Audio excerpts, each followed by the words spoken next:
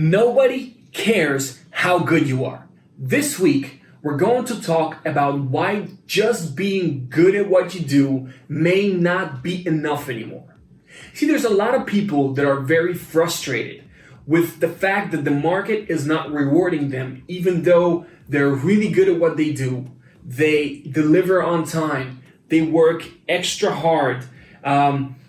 They produce really high quality products or services, but the market isn't rewarding them simply because today that's just not enough. You're supposed to be good at what you do. You're supposed to deliver on time. You're supposed to, come up with a product that works. You're supposed to, you dumb motherfucker. All of those things are a prerequisite before even starting a business or being part of business. So for a lot of you who work hard, produce quality, you need to know this. There's hundreds, if not thousands of others who are just as good as you, if not, maybe better, but at least just as good as you, who are doing the exact same thing.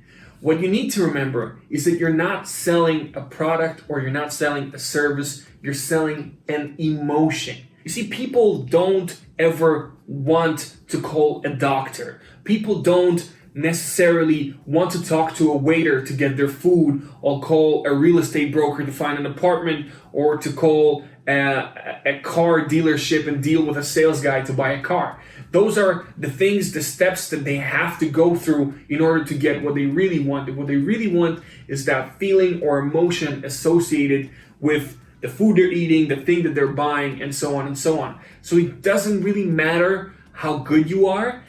Unless you're able to add to that emotion or that feeling, they're not going to remember you and not necessarily reward you for your work. But there are a couple things that you can do.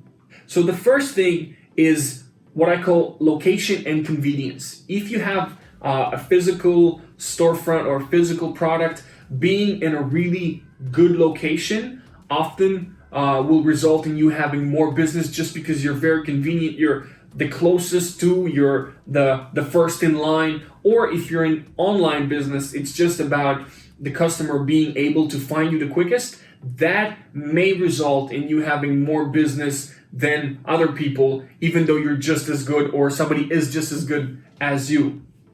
The second thing, which is ultimately probably one of the most important ones, is a story.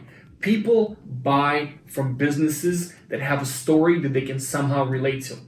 But a story is not just something you make up, you talk about it once and forget it. A story is really something that develops from the moment your business is born, and it grows with you as your business gets older.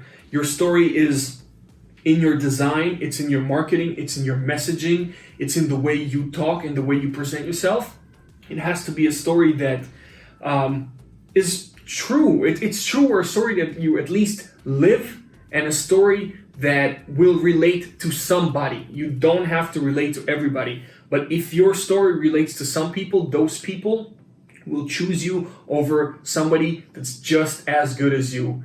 The next thing is targeting. Now, I've talked about it in my other videos as well, but if you are targeting everybody, chances are you will be in the messy middle, part of everything and nothing at the same time. Take the risk of selling to the outliers, to the extremes, one way or the other. Choose small niches and sell to them.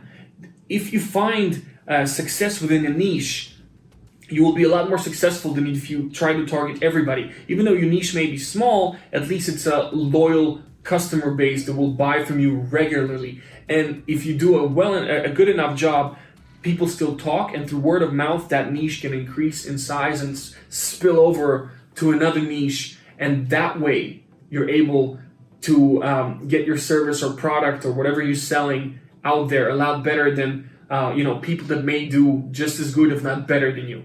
The next thing is something that I call, you have to be here to serve your customer, not yourself. So when you come up with a product or a service, you don't come up with it because you want to get rich. You don't start a business because it involves traveling and you love travel. You don't come up with a product because you like the people that you get to work with while you're doing it. It's all good, but the things that really work are those that put the customer first. Because the customer needs this, I will do that. Not because I want this, I'll now come up with something to do it and then try to sell it to the market. So be here to serve the needs of your customer, not your own first. And finally, the last thing that I can recommend is always risk something. When you do a business, if whatever decision that you're about to take has absolutely no influence on your business, sort of a risk-free decision, usually it's not the decision that will take you forward. The only decisions that ever take you forward, that ever help you build on your story, that ever help you advance in getting customers, are those where you're risking something. Because then you approach it differently, and when you usually risk something, the results, the rewards of those steps are significantly better than when you just make sort of decisions that lead you nowhere because they're risk-free. So forget being safe, take a risk. That's how you get to the next level. So really the point of this short video is to say that yes, working hard is great. Producing quality work is great. Delivering on time is great. But just understand, the market expects that from you. That's why anybody's willing to pay you in the first place. It's not something you impress people with. So just by outworking others, you will not necessarily do better than others. The way to be better than others is to be different from others. Whether it's the way you target, whether it's a story, whether it's who you sell to, whether it's the solution that you're providing to a problem that others haven't solved yet, be different. That's being better, and that's what's going to help you. Thanks for watching. Subscribe, hit the bell, and see you next week.